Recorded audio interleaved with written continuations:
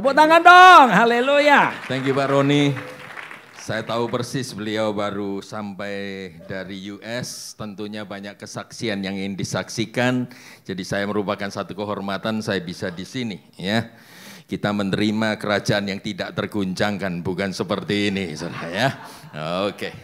Ya enggak apa-apa. It's okay Jupiter. Take it easy. Ketika saya kemari, saya diberi impresi oleh Roh Kudus untuk membacakan ini kepada komunitas JRC di sini. Ya, saya percaya ketika saya dengarkan Pak Arifin, meskipun beliau adalah kakak ipar saya seperti kakak, bertahun-tahun saya melayani beliau, bukan karena kedekatan kami saya memuji dia, tapi keahlian beliau dalam memberikan short message dalam 5 menit, 7 menit, is so powerful. Ya, tidak semua orang bisa lakukan itu. Ya, jadi saudara stick dengan saya, fasten your seat belt, mungkin 2 jam sama saya. Enggak lah, oke. Saya akan teruskan saja apa yang dikatakan Pak Arifin. Ya, ulangi lagi, sekali lagi suara gembala hari ini, saya agak terkejut lihat beritanya. Tapi apa yang di drop tadi ketika perjalanan kemari juga membuat saya makin mantap bahwa ini firman Tuhan yang akan ya saudara terima, akan menjadi berkat bagi kehidupan saudara. Saya bacakan dari Ibrani 12 ayat yang ke-28.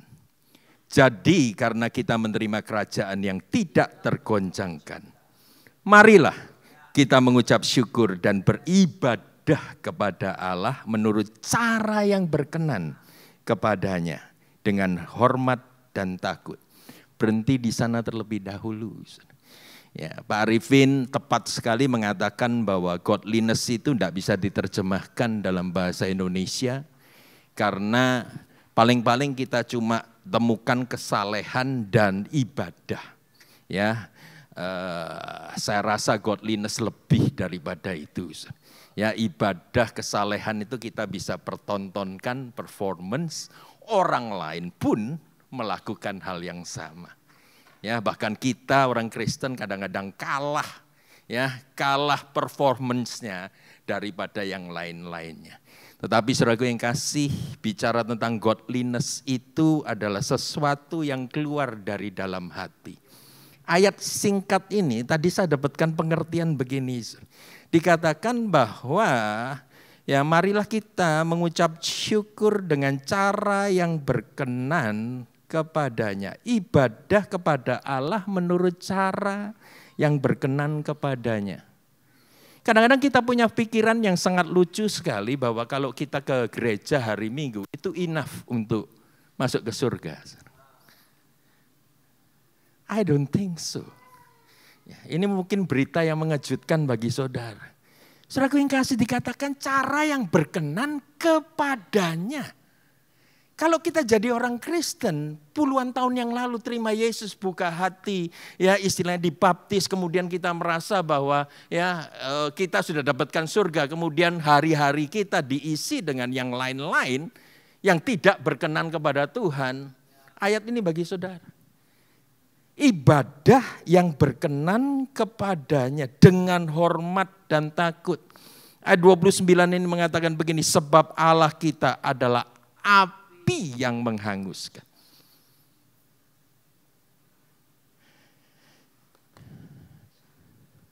Pujian di sini menurunkan surga di atas muka bumi. Ketika tadi ada satu lagu mengatakan, kita tidak tahu harganya. Ketika Kristus menanggung semua dosa kita di atas kayu salib. You have to know. Saudara harus tahu akan hal itu.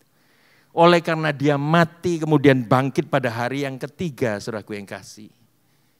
Di sanalah kita bisa disucikan. Holiness bicara tentang set apart for God. Kita tidak akan bisa holy tanpa di set apart. Ya, oleh Tuhan sendiri. Itu saudara harus mengerti dalam hal itu. Nah, kalau kita bicara tentang holiness, bulan lalu kita bicara banyak tentang holiness, pursuing holiness. Holiness itu kita yang di set apart oleh Tuhan untuk menjadi miliknya, untuk menjadi treasure di dalam hatinya. Bulan ini bicara tentang godliness. Kalau holiness bicara tentang being set apart for God, godliness is living like God in thought, word, and deeds. Kita nih hidup seperti Tuhan dalam pikiran kita, dalam kelakuan kita maupun dalam perkataan kita. Setiap orang Kristen yang tahu persis kasih karunia Allah, itu punya tanggung jawab, punya satu task, tugas untuk mendatangkan kerajaan Allah di atas muka bumi melalui kehidupan kita. Supaya orang lain tuh bisa lihat Kristus melalui kita, melihat kerajaan Dia melalui kita. Itu penting sekali untuk saudara katakan. Dan saya katakan kepada saudara, kadang-kadang saudaraku kalau saya lanjutkan ayat tadi itu yang membuat saya agak terkejut juga. Kalau Ibrani 12 ayat yang ke-25, coba kita baca. Ya, ini tidak ada di catatan saya, saudara, tidak ada. Jagalah supaya kamu jangan menolak Dia yang berfirman, sebab jikalau mereka yang menolak Dia yang menyampaikan firman Allah di bumi, ini bangsa Israel yang menolak Yesus pada waktu Dia ada di atas muka bumi, tidak luput, apalagi kita. Ya, jika kita berpaling dari Dia yang berbicara dari surga. Sekarang kita bisa mendengarkan firman Tuhan oleh karena Roh Kudus yang menerangkan kita. Dialah yang menjadi guru satu-satunya di dalam hati kita. Nah, kemudian ayatnya melanjutkan demikian. Waktu itu suaranya mengoncangkan bumi. Tetapi sekarang Ia memberikan janji, satu kali lagi aku akan menggoncangkan bukan hanya bumi saja melainkan langit juga. Ungkapan satu kali lagi menunjukkan kepada perubahan apa yang dapat digoncangkan. Karena Ia dijadikan supaya tinggal tetap apa yang tidak tergoncangkan. Wah, ini luar biasa sekali. Setiap daripada kita akan mengalami proses ini. Setiap daripada kita memiliki sesuatu yang bisa digoncangkan. Iman kita kadang-kadang kita terkejut sendiri. Dulu aku kok bisa jadi begini, aku kok bisa tidak beriman begini, aku kok bisa jadi benci Tuhan, aku kok bisa jadi marah kepada Tuhan. Bisa saudara, karena itu bukan aslinya. Tetapi Tuhan katakan begini, aku akan adakan proses kepadamu. Proses di mana apa yang bisa digoncangkan itu diganti dengan kerajaan Allah yang tidak tergoncangkan. Saudara tahu dalam kehidupan saya mengikut Tuhan 40 tahun lebih. Salah satu yang bisa menggoncangkan orang Kristen itu adalah permasalahan, penderitaan. Saya tidak tahu berapa banyak yang menderita di sini. Ya di depan ini sudah langsung tahu lah, tidak usah diceritakan. Tapi saya mau katakan kepada saudara, saya mau katakan kepada saudara, tolong dibantu. Pertanyaan ini saya dapatkan begitu banyaknya. Anda sering berkata begini, jika Tuhan itu baik, lalu mengapa kehidupanku ini sangat menderita? Saudara, kalau saya ketemu dengan seseorang yang begini, yang bertanya demikian, saya tahu persis saudara, penderitaan itu bukan sekedar ada di tubuh, di fisik mereka. Tetapi benar-benar akan merasuk dalam pikiran, dalam jiwa mereka. Kadang-kadang terlalu banyak orang Kristen yang terkena juga sakit mental. Karena penderitaan, tidak tahan mengalami penderitaan. Tapi kabar baiknya adalah satu, bukan cuma saudara yang menderita. Karena kita semua juga menderita sementara kita hidup di dunia yang sementara ini. Pertanyaan yang terpantul dari tembok rumah sakit, di mana keluhan, rintihan terdengar, ketakutan yang mencekam jiwa dan raga. Kalau Anda ada pertanyaan, please jangan intimidasi, tanya kepada Tuhan. Katakan apapun yang menjadi pergumulan saudara, katakan kepada Dia. Dia tidak akan pernah menyampaikan saudara karena pertanyaan. Karena Dia Bapa yang mendengarkan. Dan Dia siap menggantikan apa yang tergoncangkan ini menjadi sesuatu yang tidak tergoncangkan sama sekali. Proses. Nah, saya temukan bahwa penderitaan itu macam-macam. Ya, definisi daripada penderitaan itu bukan berarti Tuhan absen. Ada amin, saudara. Kalau saudara menderita itu bukan berarti Tuhan itu absen. Oh, penderitaan akan selalu mencobai saudara, mempengaruhi, ya, mengatakan bahwa Tuhan sudah melupakan engkau, Tuhan sudah tidak berkenan kepadamu, ya, Tuhan itu jauh. Tetapi perhatikan ayat di Mazmur 34, dikatakan Tuhan itu dekat dengan orang-orang yang patah hati. Listen, kalau kita ini sedang menderita, saudara, kalau Yesus katakan aku pun menderita, tapi janganlah kecil hatimu, aku telah mengalahkan dunia. Saudara, kita harus tahu persis bahwa tujuan ataupun definisi dari penderitaan itu apa di mata Tuhan, sehingga kita yang ada di dalam kerajaan, warga kerajaan ini tidak akan tergoncangkan oleh apapun juga. Yang kedua, pengertiannya adalah penderitaan tidak selalu berarti penghukuman. Amin. Derita tidak semua dikarenakan kesalahan kita. Contohnya di Bible, Ayub mengalaminya. Dia tidak berdosa. Ya, dia tidak melakukan kesalahan. Yusuf pun yang menderita berapa episode dalam kehidupannya, itu pun bukan kesalahan dia. Apalagi Yesus, saudara, manusia yang tanpa dosa. Jadi saudara harus tahu persis, ya, nafas besar, ambil nafas besar, katakan belum tentu aku bersalah. Tetapi ini merupakan satu proses yang Tuhan ingin aku alami. Yang ketiga, penderitaan itu memurnikan, bukan cuma ya sakit. Ya, kalau kita menderita itu sakit di mana-mana, saudara. Pinggang saudara sakit, ya. Segalanya sesuatu merasa sakit semuanya. Sakit gigi pun bisa terasa, saudara, sakit. Itu menderita. Yakobus mengatakan begini, anggaplah sebagai suatu kebahagiaan apabila kamu jatuh ke dalam berbagai-bagai pencobaan, sebab kamu tahu bahwa ujian terhadap imanmu menghasilkan ketekunan, menjadikan engkau dewasa dan utuh dan tak kekurangan suatu apapun.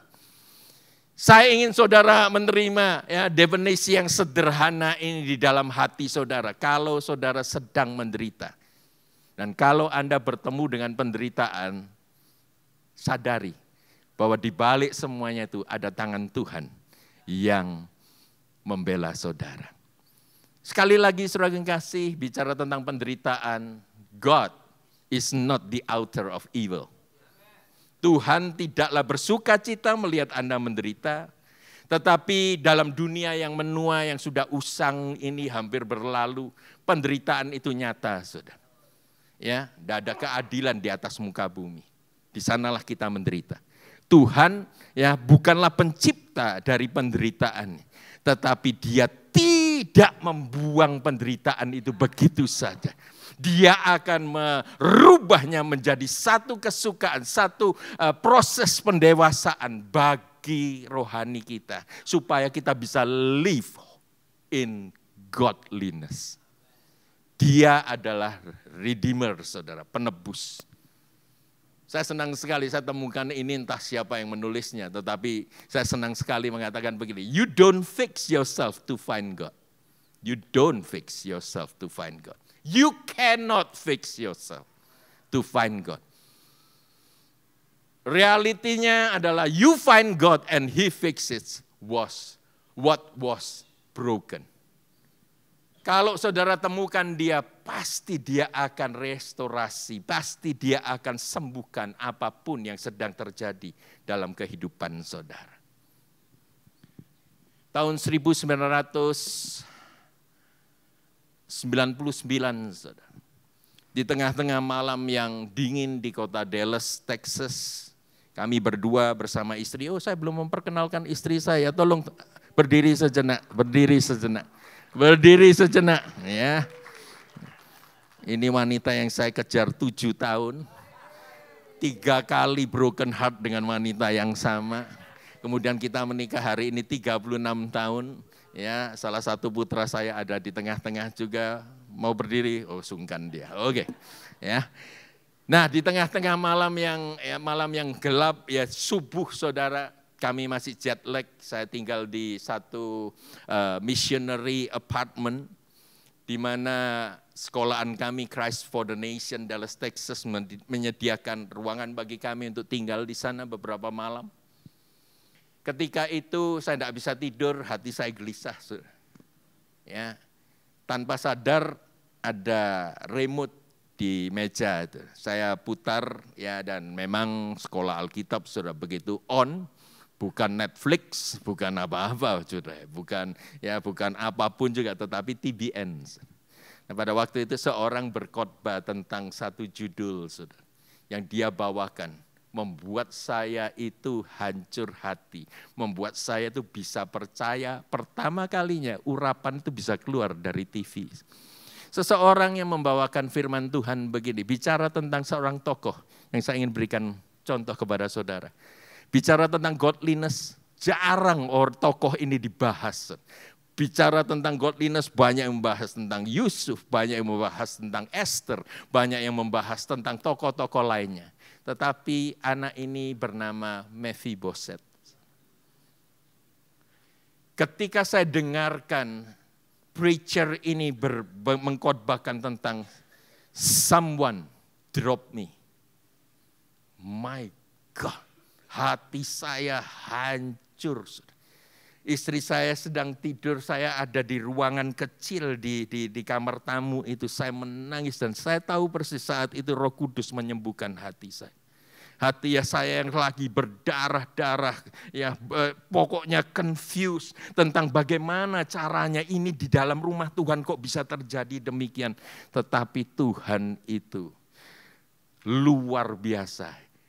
Dia itu redeemer, saudara. Dia itu restorer. Saya rasakan bagaimana Tuhan menjalinkan hati saya yang remuk ini menjadi satu hati yang penuh sekali untuk siap melayani Tuhan.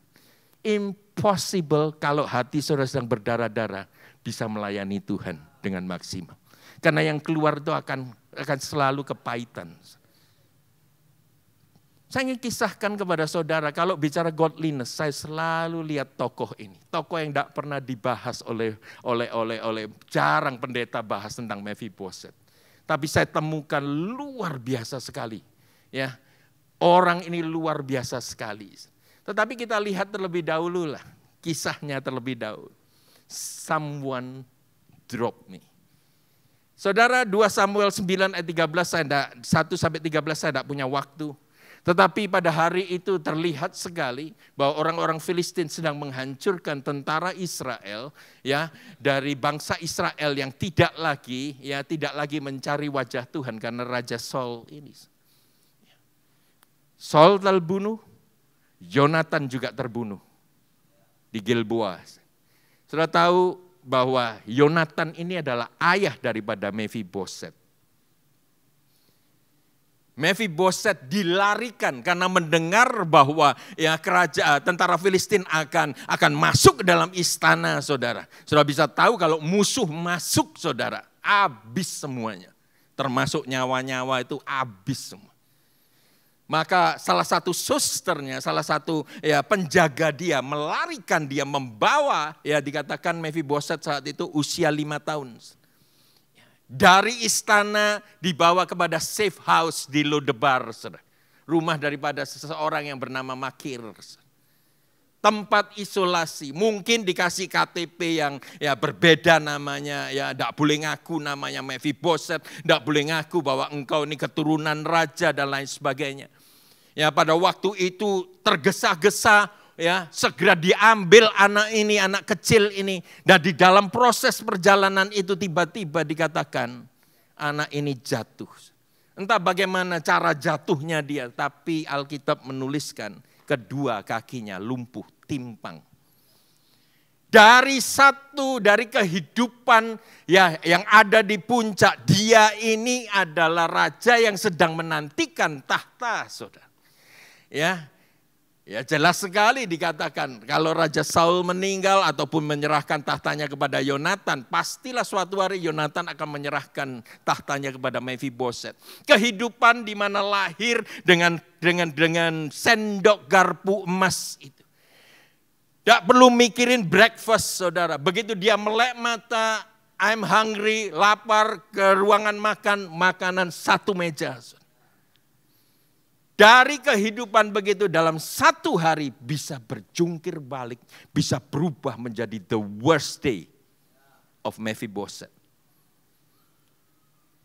Seketika itu juga dikatakan dia mengalami satu invalid life. Someone dropped me. Ada beberapa orang di dalam ruangan ini. Saudara menderita karena someone drop you.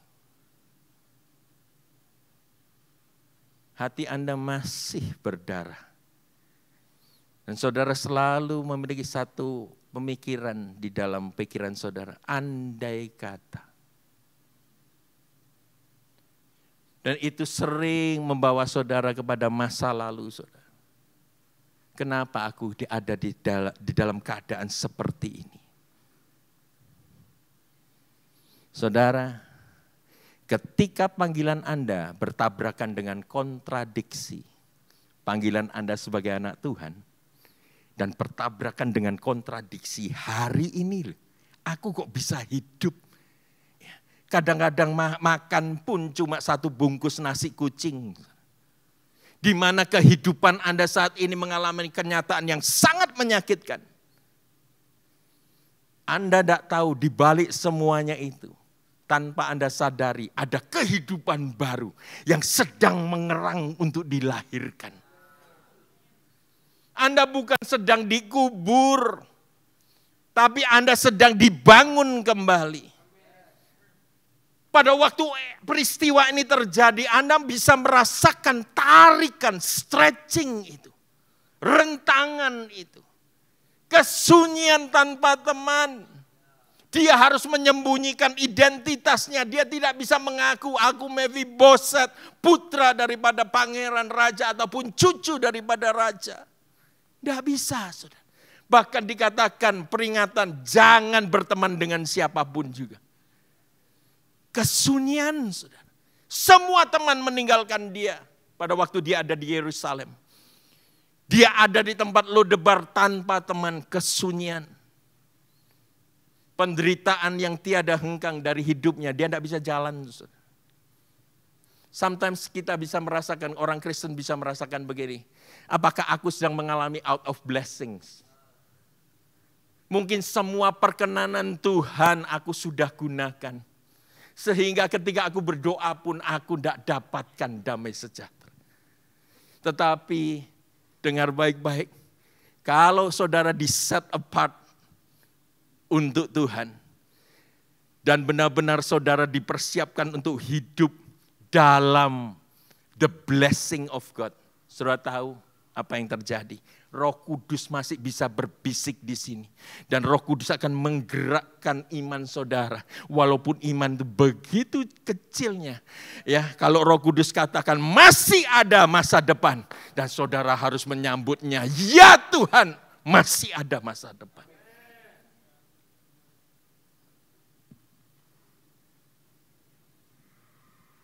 Nah, pikiran Anda itu begini, saudara. Tolong dibantu. Ketika saudara sedang mengalami segala sesuatu kegalauan ini, Anda melihat orang lain diberkati sedangkan Anda bergumul dan berjuang berat. Anda sudah menabur dengan air mata tetapi belum menemukan sukacita. Sebenarnya banyak kadang-kadang ya iblis menggelitik, iri hati kamu. Sebenarnya bukan iri hati. But we are tired, capek. Kita ini sedang lelah, kita ini sedang membutuhkan ya siraman air yang segar dari firman Tuhan, dari teman yang sejati, supaya kita bisa lihat, oh masih ada toh, ya masih ada toh uluran tangan Tuhan melalui kita ini. Hari ini dengarkan firman Tuhan, saya belum selesai dengan Mephiboset. Ini anak luar biasa sekali. Tapi dengarkan bahwa Anda tidak terlupakan. Katakan sebelahmu, ya, kepada sebelahmu Anda tidak terlupakan. Ya, Anda tidak terlupakan. Ya, Anda juga bukan ya bersembunyi hari ini. Anda tidak juga terlewatkan. Tetapi dengar baik-baik, waktu Anda pasti tiba. Waktu Anda akan tiba. Why? Pada waktu Anda menderita, Anda setia mengikut Tuhan. Karena meresponi suara dari hati kecil, saudara. Yes, aku masih punya masa depanku di dalam Kristus Yesus. Dan suara Roh Kudus akan selalu membawa saudara kepada satu kenyataan. I will help you. Menyingkat cerita, ini yang terjadi, saudara.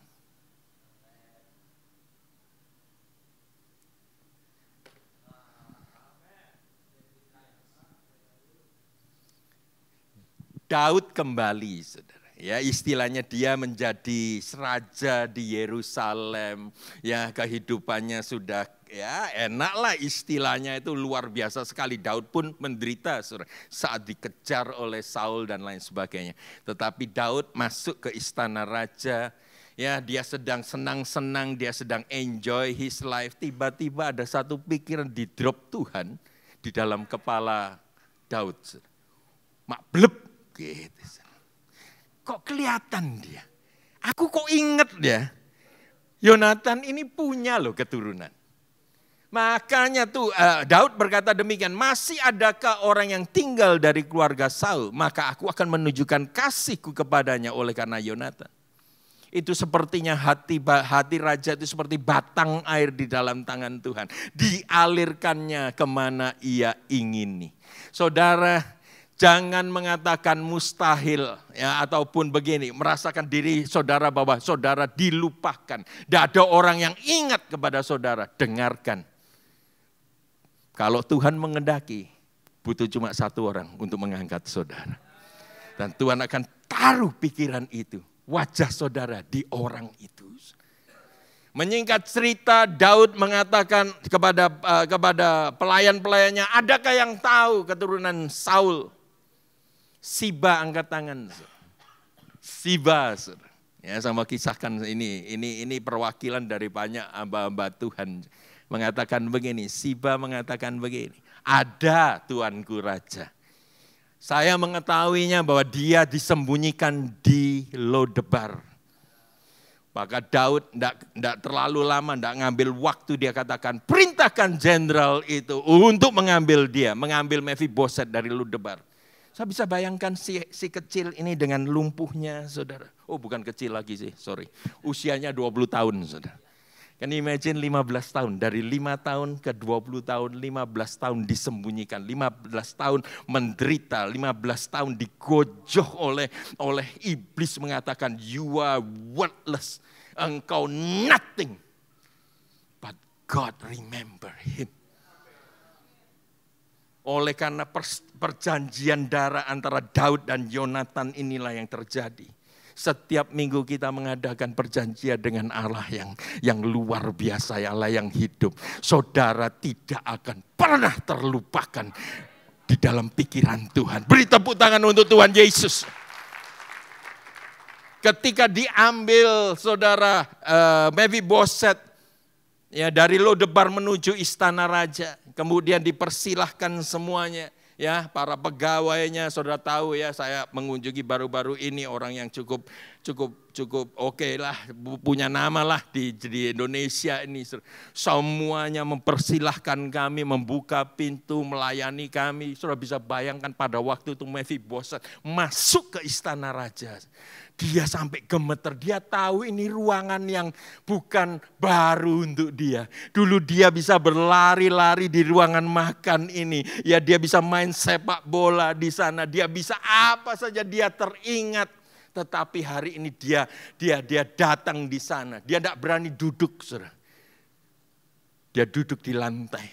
Dan pada waktu Daud segera segera menyongsong Mephiboset dengan senyuman. Dia katakan, Mephiboset, mengapa engkau dibawa? Mengapa dia katakan begini, saudara? Mengapa engkau menganggap aku ini anjing yang mati? Mengapa engkau masih mengingat aku? Oh, Daud katakan begini, oleh karena perjanjianku dengan papamu.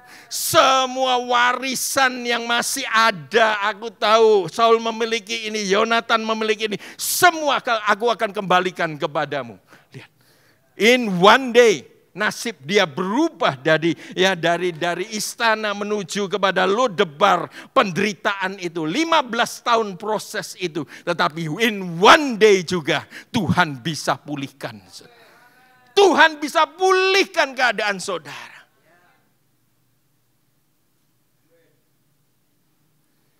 Dari dapur yang kecil, saudara. Tolong. Mephiboset dipindahkan kepada King's Table. Mephiboset saat itu juga tidak akan pernah. Ini kan dialami juga oleh Daud tuh. Pada waktu dia mengalahkan Goliat, tidak bakal balik lagi saudara ke Bethlehem. Tapi dia langsung ke istana raja. Begitu juga Mephiboset tidak kembali lagi ke Lodebar, tapi dia tinggal di istana raja. Makan bersama di meja raja bersama dengan keluarga Raja Daud. Abnon di sana, saudara. Absalom di sana, putri-putri Daud di sana. Setiap pagi mereka makan bersama. Mereka agak terkejut, siapa ini? Ya, tapi Daud katakan, he's one of our family. Ya, mulai hari ini dikatakan begini, engkau akan tetap makan sehidangan dengan aku. Dan Mephiboset makan sehidangan dengan Daud sebagai salah seorang anak raja. Mephiboset diam di Yerusalem sebab ia tetap makan sehidangan dengan raja. Adapun kedua kakinya timpang.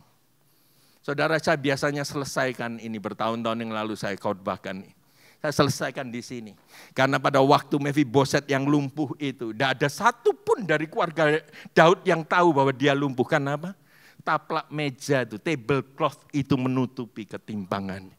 Itu kasih karunia yang Tuhan berikan kepada kita. Kita punya handicap semuanya, saudara. Kita mempunyai kelemahan, saudara. Tetapi Tuhan selalu tutupi itu dengan kasih karunia. Supaya kita tetap bisa melayani Dia. Saya biasanya tutup begitu.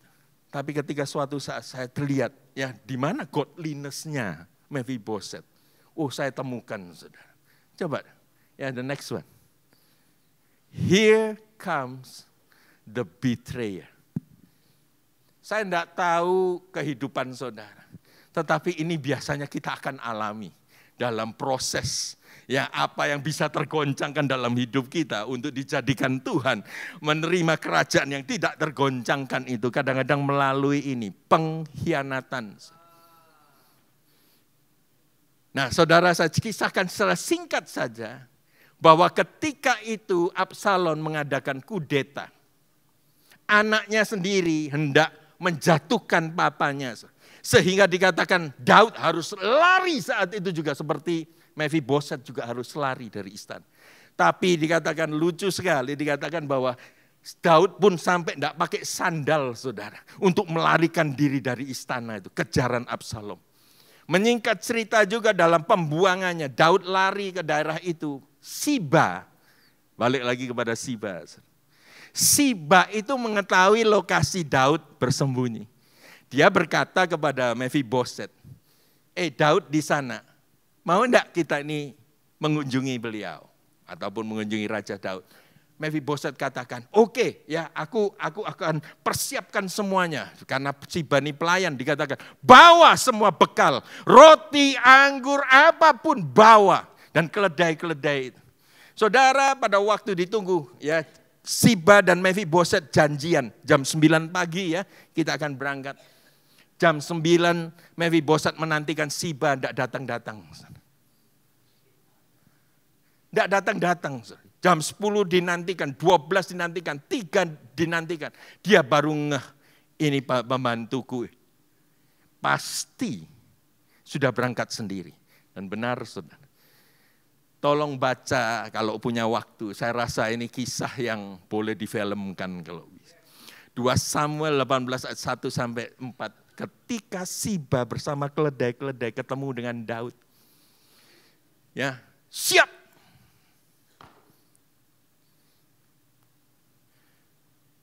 Daud menyapa. Terima kasih Siba, engkau telah yang sedang kelaparan, tidak sempat mikirin tentang perbekalan, tapi Siba menyediakan semuanya. Mana mastermu? Mana Mephiboset? Dengar perkataan Siba. Oh, Mephiboset sedang menantikan di Yerusalem supaya pada waktu nanti kudeta terjadi, Absalom naik ke tahtanya, dia akan ikut naik juga ke tahta untuk menantikan posisi raja yang dia kehilangan 15 tahun yang lalu. Siba mengatakan demikian. Dan Daud bereaksi tanpa verifikasi. Seperti keputusan belakangan ini ya. Dikeluarin kemudian dicabut lagi ya. Dikeluarin yang baru dicabut lagi. Saudara, Daud mengatakan begini, marah dia, dikatakan kurang ajar ini Mephiboset. Dia ngomong begini, semua warisan daripada Raja Saul, Yonatan semuanya, aku berikan 100% untukmu, Siba. Wah, Sibanya siapnya lebih mantap. Siap.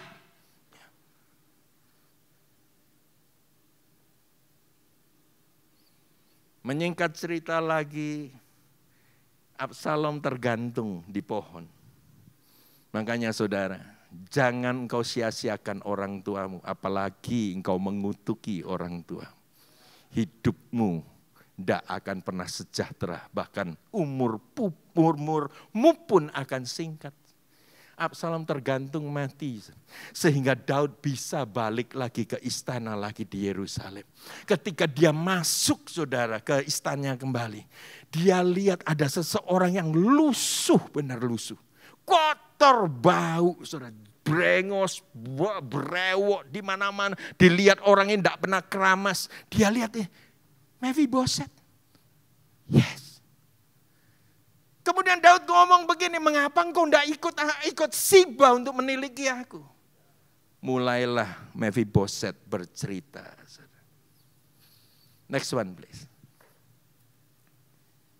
Saudara, Mephiboset tidak pernah keramas, tidak pernah mandi, tidak pernah bercukur, tidak pernah ganti pakaiannya karena Mephiboset berkabung karena pelarian Tuhan. Sebab Daud keadaannya tidak baik-baik dan Mephiboset pun ingin merasakan keadaan Daud itu sama kotor dan lusuh. Tetapi saudaraku yang kasih, apa yang terjadi adalah begini. Siba meninggalkan. Coba baca ini saudara. Ya, ketika ditanya oleh Daud dikatakan begini. Ya Tuanku Raja, aku ditipu hambaku sebab hambamu ini berkata kepadanya, pelanailah keledai bagiku supaya aku menungganginya. Pergi bersama-sama dengan raja sebab hambamu ini timpang. Mephiboset katakan, bagaimana aku bisa menyusul engkau? Aku bergantung sepenuhnya kepada keledai, kepada Siba. Sebab kakiku timpang, aku tidak bisa jalan. Siba adalah gambaran dari hamba-hamba Tuhan yang tetap memiliki sifat the opportunist. Begitu ada kesempatan untuk memperkaya diri sendiri, dengarkan suara gembala. Saudara, ada hamba Tuhan yang ingin cuma kaya, ingin untuk hidupnya sejahtera. We give everything for your sake. Bukan untuk kita, tetapi untuk kemuliaan Tuhan, untuk saudara juga mengalami apa yang sama kita alami. Ketika Daud tahu persis keadaannya begini, Daud salah tingkah saudara.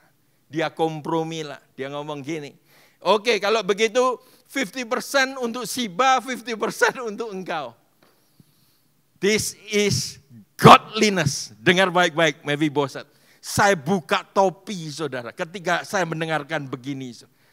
Dia berkata demikian, saudara.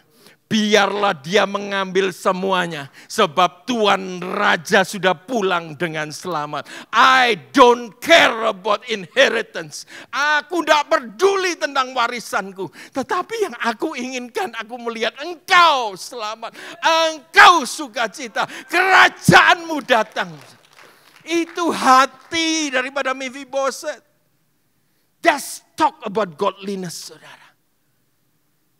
Berapa banyak di antara kita cuma mau berbakti, tapi ketika kita ditantang, hati kita melayang kemana-mana. Lihat di sini, Mephibosheth katakan, I don't care about my inheritance. Siba can have all.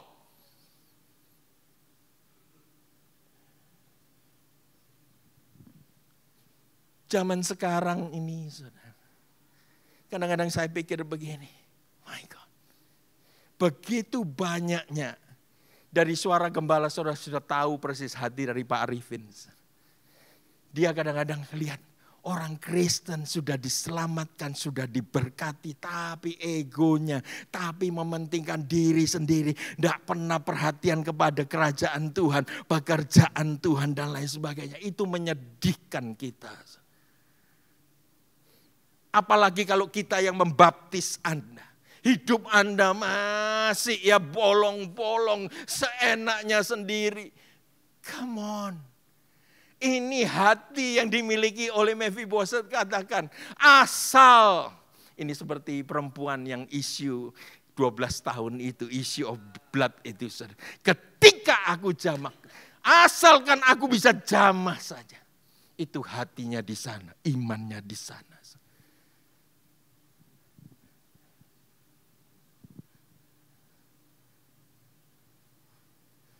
Saya tinggalkan dengan ini, saya serahkan nanti kepada Pak Roni.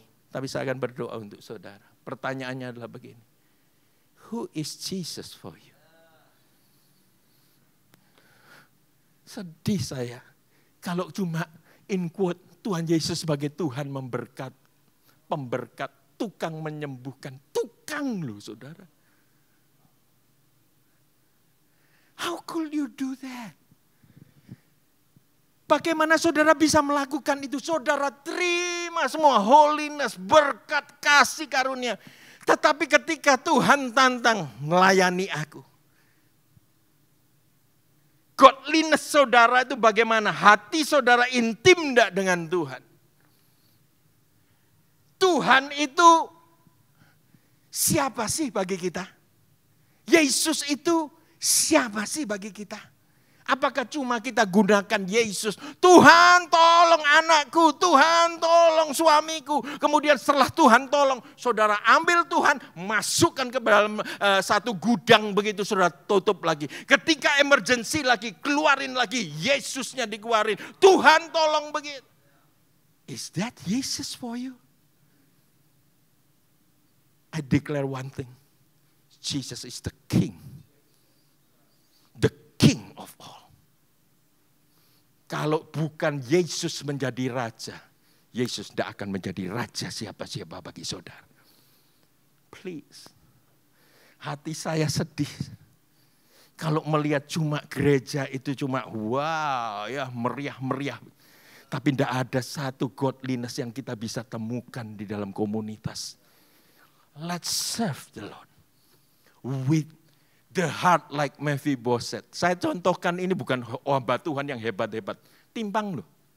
Tidak punya apa-apa seperti kita. Tidak punya apa-apa. Cuma dia punya hati. Dia cuma punya hati. I love you Lord. Holiness. Tuhan sudah berikan semuanya untuk kita. Apa yang kita akan berikan kepada Tuhan hari ini? Apa? Kerajaan Tuhan sudah begitu dekat. Jangan itu menjadi jerat bagi saudara. Tapi baiklah kita benar-benar menyembah dia, mengasihi dia dengan hati. Biarlah firman Tuhan ini mungkin keras bagi saudara. Tapi saya ngomong saudara, jadilah Mephibosheth. Kalau untuk saya, catatan saya, Mephibosheth menempati salah satu ranking 4 besar daripada orang yang berkenan di hadapan Tuhan. Mari kita